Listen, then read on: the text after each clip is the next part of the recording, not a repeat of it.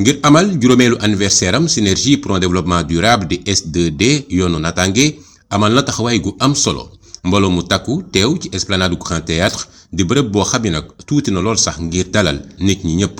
S2D bu Souleymane Ndiaye li ko tax a jóg naatal Sénégal.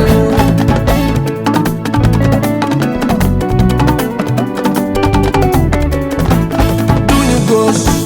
duñu droite duñu socialisme.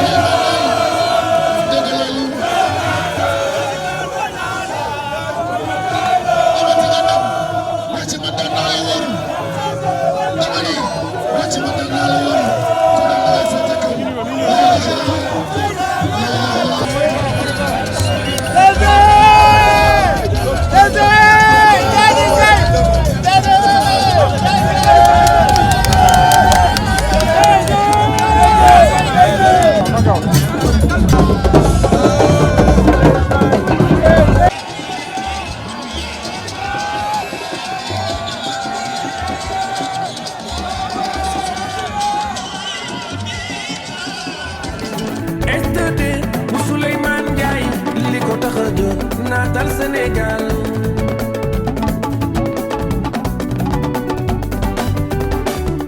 Souleymane Ndiaye.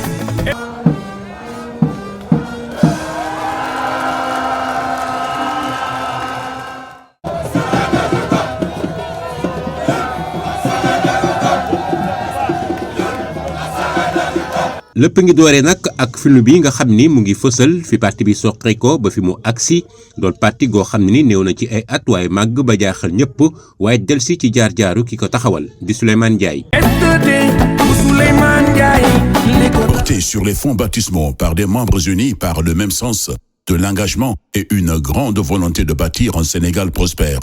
Le parti Synergie pour un développement durable, en abrégé S2D, yoonu natange, a été créé le 21 mai 2018, puis autorisé par l'État du Sénégal le 26 décembre de la même année. Depuis lors, sous le leadership éclairé et responsable de son secrétaire général, M. Souleymane Ndiaye, brillant ingénieur de conception en génie civil et normalisateur, ce jeune parti qui est créé par le secrétaire général Souleymane Ndiaye s'est vite fait remarquer comme un parti incontournable dans l'échiquier politique sénégalais, à travers ses remarquables contributions et ses activités politiques qui mobilisent de nombreuses foules dans plusieurs localités du pays. Le parti S2D, qui fête aujourd'hui son 5e anniversaire, est une force montante de la scène politique sénégalaise. Mais l'impôt bu population bi di fay si leen tabaxee école yu ñu jàngee si leen fay jàngalekat yu ñu jàngal donc man dama am lu ñuy wax dette morale bor bu nga xam ne war naa ko fay population bi te mënoo dem si ku nekk jox ko xaalis loo mën a def mooy lan defar sa projet de société bu nga xam ne bés bu ñu ko déroulé ñëpp dinañ si mën a gis seen bopp. En moins de 5 ans, grâce au leadership de son secrétaire général Souleymane Ndiaye et au travail de massification de ses responsables et militants, la S2D a aujourd'hui une forte représentation sur l'ensemble du territoire national. Sur la scène internationale, la S2D a rejoint l'Internationale démocratique centriste en septembre 2023, soit seulement 4 ans après sa création, marquant ainsi son engagement envers les valeurs démocratiques et le centrisme à l'échelle mondiale. Par ailleurs, la S2D est un membre incontournable de la coalition Benno Bokk Yakaar. Elle demeure fermement attachée aux valeurs républicaines ainsi qu'aux principes d'unité et de rassemblement qui ont toujours guidé son action notamment au sein de la coalition Benno Bokk Yakaar, où elle a activement participé à tous les combats. Ainsi, en vue de l'élection présidentielle du 25 février 2024, la S2D a réussi à collecter pour le candidat de la majorité présidentielle Amadou Ba un total de 223 840 parrainages citoyens en 51 jours. Pour en revenir à son secrétaire général, le leader de la S2D, que l'on surnomme affectueusement le roi du Balantakunda, est un modèle d'étoile montante de la politique et du milieu professionnel. Après un passage dans le privé, M. Ndiaye rentre dans l'administration comme chef de bureau puis est promu comme chef de la division bâtiment génie civil et électrotechnique au sein de l'organisme national de normalisation du Sénégal, ASN. Ingénieur là, comme nous nous connaissons, yëngatu ci wàllu construction au Sénégal, mais moom dafa représenter Sénégal. Bi mu nekkee ASN ci CEDEAO dafa liggéey bu mucc ayib. Au niveau de l'ASN, il a géré le comité bâtiment génie civil, donc l'élaboration de normes dans le domaine de la construction génie civil. Il a été également au niveau africain, donc au niveau de l'ARSO, l'Organisation africaine de normalisation. Il représentait le Sénégal aux réunions de l'ARSO. Souleymane présidait le comité bâtiment même de la CEDEAO. En tant que représentant du Sénégal, il présidait le comité bâtiment génie civil. Donc il a une grande expérience en matière de normalisation et il a conduit les travaux de normalisation au niveau de la CEDEAO. Il suivait aussi les travaux au niveau africain et également au niveau international de l'Organisation internationale de normalisation. Vous connaissez ISO, hein? Vous entendez ISO, les normes ISO. Donc le comité bâtiment génie civil de l'ISO, il suivait ça également au niveau de l'ISO. Donc,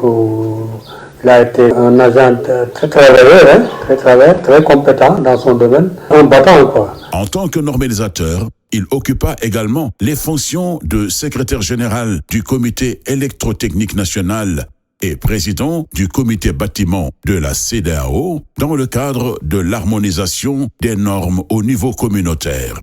Maître d'œuvre de la réglementation sur le fer à béton au Sénégal, M. Ndiaye a par la suite accompagné Enda Énergie sur le volet efficacité énergétique et Proclec pour la mise en place du COSUEL. Le président de la République, son Excellence M. Macky Sall, lui fera confiance pour la première fois en le nommant directeur des infrastructures aéroportuaires du Sénégal en date du 23 septembre 2020, ce qui lui a permis de conduire le programme de reconstruction des aéroports du Sénégal, PRAS. En 2 ans seulement, en brillant ingénieur et normalisateur, M. Ndiaye conduira jusqu'à son terme le chantier de l'aéroport international Ousmane Masseck Ndiaye de Saint-Louis, livré en date du 14 juillet 2022.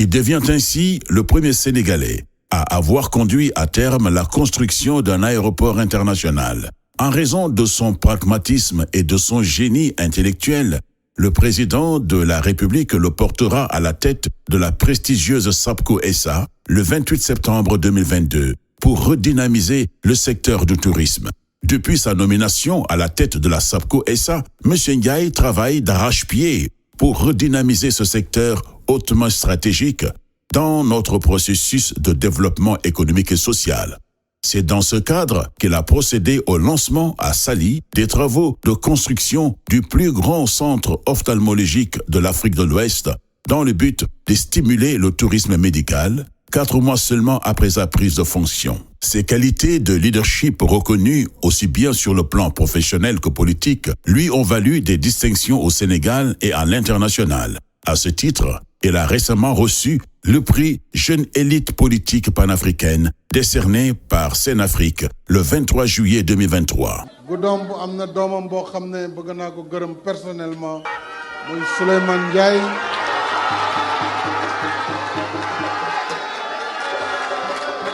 Directeur général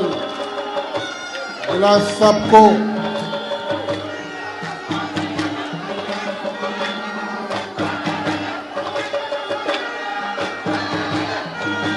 gis naa liggéeyam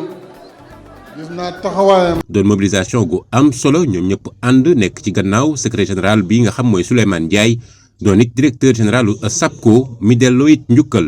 gu am solo kii di président Macky Sall jaarle ko ci sargal bi. kuti ñoom di kuli ñoom jom ne saaful kasu may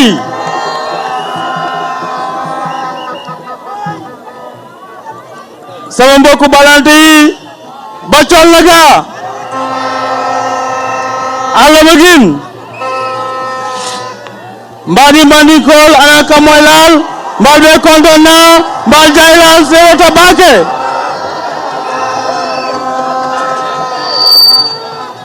bandiraɓe sehlaɓe mi salmini on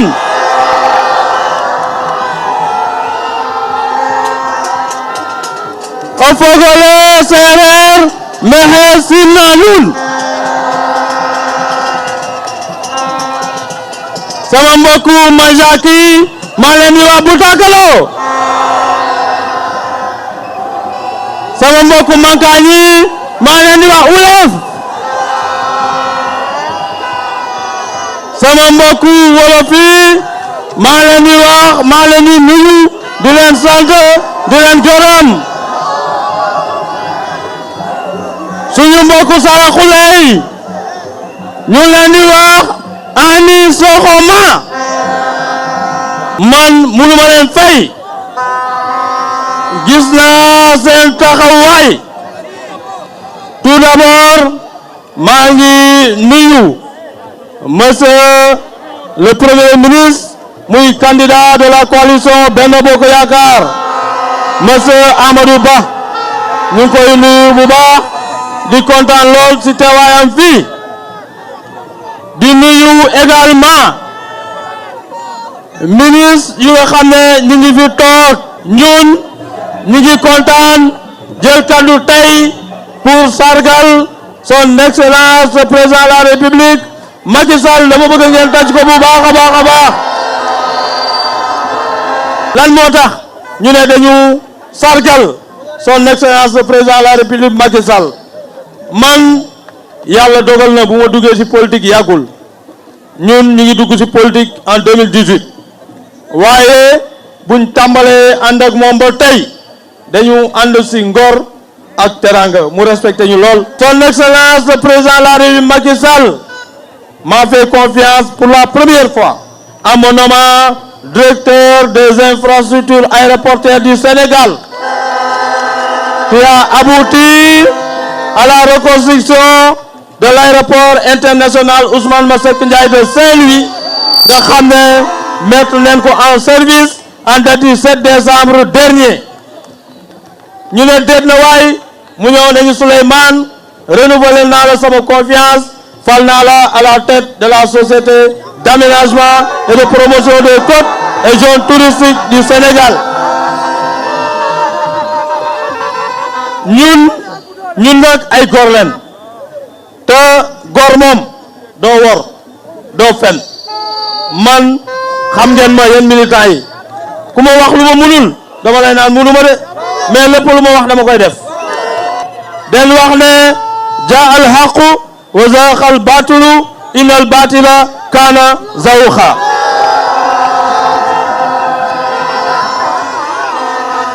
su dëgg ñëwee fen day randu ñëpp xam nañ ne Allahu subhanahu wa taala moom kese moom moo joxe nguur de kenn mënul am nguur ci pexe kenn mënul am nguur ci fen kenn mënul am nguur ci violence nguur ci luñ ko mën a amee mooy lan mooy yàlla tudd ko su ko yàlla tuddee loolu ku ci mën dara yàlla moom mooy faxaalul lima yuridu yàlla maa tayam la yor dama bëgg ñu jox cadeau bu SPD préparel son excellence le président de la République Macky Sall ñu jox ko monsieur le premier ministre par yàlla dogal na moom le président Macky Sall tànn pour que mu doon candidat de la coalition Benno Bokk Yaakaar ñun nag yàlla dogal na ñun duñu naxe jamais de la vie yàlla dogal na président de la République Macky Sall suñu diggante weesu na politique moo tax wax dëgg yàlla kum ñu joxoñ ñun kooku la ñu xool pour qu'au soir du 25 février 2024 ñu gagné dès le premier tour incha allahu rabi. lu ma bëgg mooy yéen ñëpp ngeen jóg taxaw ne président Macky Sall président Macky Sall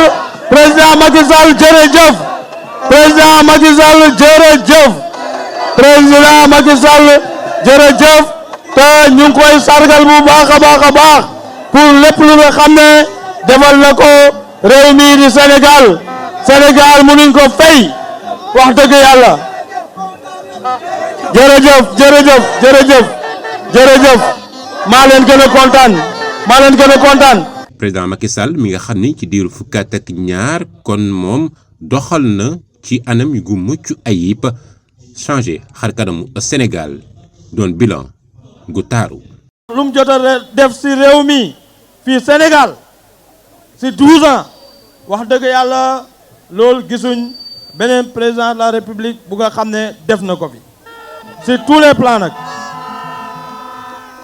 est-ce que Sénégal amoon na terre est-ce que xalaatoon neen en BRT stade Maître Abdoulaye Wade amoon na fi jàmm ju am Sénégal rek dafa doy. nous sommes entourés par une ceinture de feu. Sénégal jamono ji découvrir neen pétrole découvrir gaz suñ amuloon président bu nga xam ne wax dëgg yàlla taxaw na bu baax konoon jamono ji maara day taali. président Macky Sall ma nga xam ne nag am na ngànt ba teewul fii yónnee na premier ministre Amadou Ba di candidat it coalition Benno Bokk Yaakaar ci élection présidentielle bu war a am ñaar fukki fan ak juróom ci weeru février atum 2024. Les leaders politiques à l'image de Souleymane Ndiaye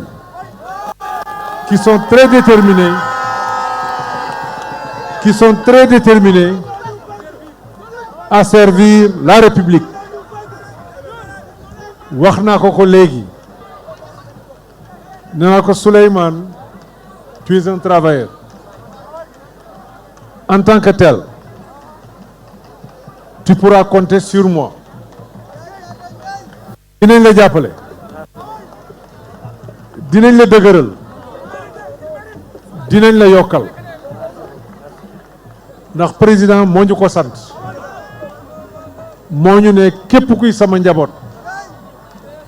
rawatina sama njaboot bi ma déggal sama njaboot bi nangoo liggéey jàppaleel ma ko téyel ma ko. S2D di parti centriste bu bokk ci coalition Benno Bokk Yaakaar ci diiru juróomi at képp doon na parti goo xam ne ni kenn mënu ko bàyyi gannaaw ci langue politique u Sénégal ndax dëggute ga nga xam ne ni secrétaire général am di Souleymane Ndiaye am na ko waaye cawarte ak liggéey gu am solo gi militant yi di amal moo xam ay ndaw jigéen ñëpp ànd doon benn. tey bés bu màgg la ñu ngi féete suñ juróomeeli anniversaire bu parti synergie pour un développement durable S2D yoonu naataange suñu yegsee fii tey gannaaw yàlla du man mais yéen ñii la militant yi yéen a tax ñu yegsi fii donc man awma seen fay am na ñu nga xam ne 8 heures ci suba leen ñëw fii Grand Théâtre man awma seen fay dama leen di bàyyeeg allahu subhanahu wa taala moom moo am fay donc maa ngi leen di gërëm bu baax parce que den wax ne man lam yaskuru naasu la yaskuru la donc man il faut ma gërëm leen bu baax merci beaucoup jeunesse bi merci amul kenn ku fi taxaw si mbooloo mi ne jox naa ko 100 francs pour nga ñëw taxaw fii déedéet amul da ngeen ñëw braver chaleur bi lu may wax dafa am solo xam nga ku mobiliser rek ñu ne da ngay fay ay nit man de amul kenn ku ma mën a fay te nit kenn mënu ko jënd sénégalais yi dañoo conscient kenn mënu leen nax man nag dëgg laa ànd ak yéen. taxawaay gu am solo gi nga xam ne nag militant wu S2D yi amal nañu ko loolee kilifa yi nga xam ne ni teew nañu fii ci Esplanade du Grand Théâtre ñoom rafetu nañ ko lool bokk na ci Mor Ngom bokk ci kàngam yi nga xam ni ñoo nekk ci APR parti bii nga xam ne ni président Macky Sall moo ko samp. Souleymane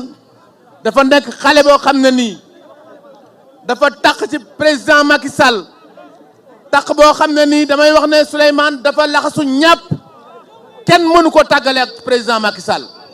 Souleymane nekk xale bu loxoom set Souleymane nekk xale bu jàmbaar Souleymane nekk nit koo xam ne nii bu xasee ba jàpp desul bàyyi parce que ciment la benn yoon lay tooy Souleymane Benno Bokk Yaakaar bi nga ci ñëwee yëg nañ ne am na gan gu agsi ci biir Benno Bokk Yaakaar Souleymane lépp loo xam ne nii président Macky Sall yëkkati na ko ci liggéey kenn mënu la ca. bég lool ci mobilisation bi nga xam ne ni ay militants amal nañu ko secrétaire général u Synergie pour un développement durable S2D Yoonu Natangué moom nag rafetlu na li delloo leen njukkal. noo leen mobiliser tey noonu laa leen demandé ngeen gën a mobiliser man fu ma leen woo ngeen wuyu si donc wax dëgg yàlla maa ngi leen di wax la jeunesse est-ce que pare ngeen pour le combat.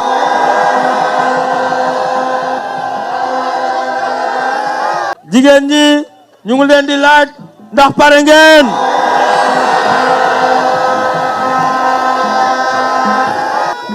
ñu ngi laaj waa S2D Yoonu Natangué ñu nga xam ne ñi ngi Casamance est-ce que al pare Taliban.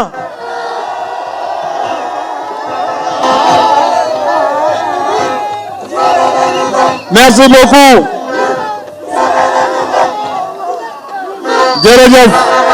jërëjëf alabarka jërëjëf premier ministre Amadou Ba ci discours bi mu amal moom rafetlu na engagement taxawaay gu am solo gi nga xam ni S2D am na ko ak secrétaire général am di Souleymane Ndiaye mi ànd di jàppale président Macky Sall moom Amadou Ba ni kon bég na lool ci mobilisation gi nga xam ni gis na ko fi. kon Souleymane je te prends avec moi et Inch'Allah tu vas participer de manière active comme tu le fais maintenant.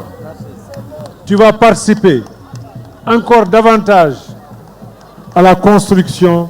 de ce pays. anniversaire bi ñu amal dooni sargal delloo njukkal président Macky Sall S2D amal taxawaay gi ndax gis nañ ni kat moom président Macky Sall tabax na réew mi lépp ngir naataange. moo taxit parti bi nga xam ne ni Souleymane Ndiaye moo ko jiitee amal na liggéey bu am solo ci ba ñuy dajale parrainage yi ndax lu toll ci téeméeri junniy parrain dañu kaa dajale ci diiru juróom fukki bis rek lépp ngir kon candidat coalition Benno Bokk Yaakaar am ndam li ci premier tour bi ñuy amal ci élection présidentielle février atum 2024. dañ leen di ñaax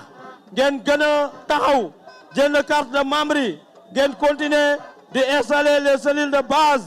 du parti di préparer wu pour élection présidentielle de 2024 nga xam ne incha allah rabi ñun ñëpp ñu engagé wu ñu gagné dès le premier tour. donc kontaan naa lool albarka alma kayro si yàlla merci beaucoup jokko njal a paax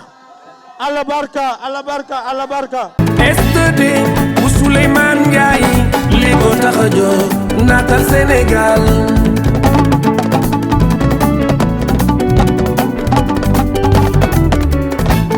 jaslaay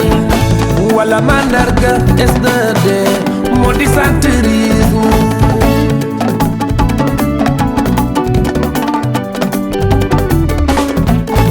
Synergie pour un développement durable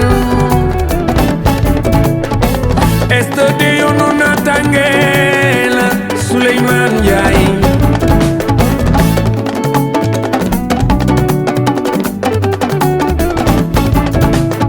fii ne ci réew mi mooy takku doon benn say ngir dët mal naataange Souleymane Ndiaye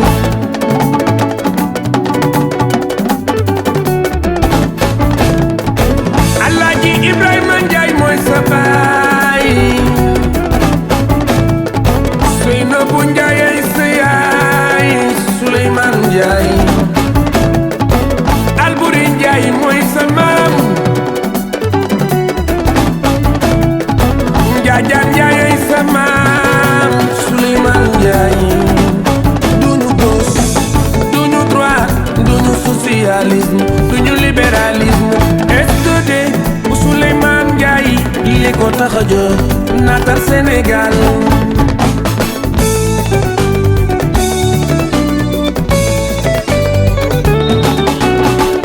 duñu gauche duñu droite duñu socialisme duñu libéralisme SDD bu Souleymane Ndiaye li ko tax a jóg naatal Sénégal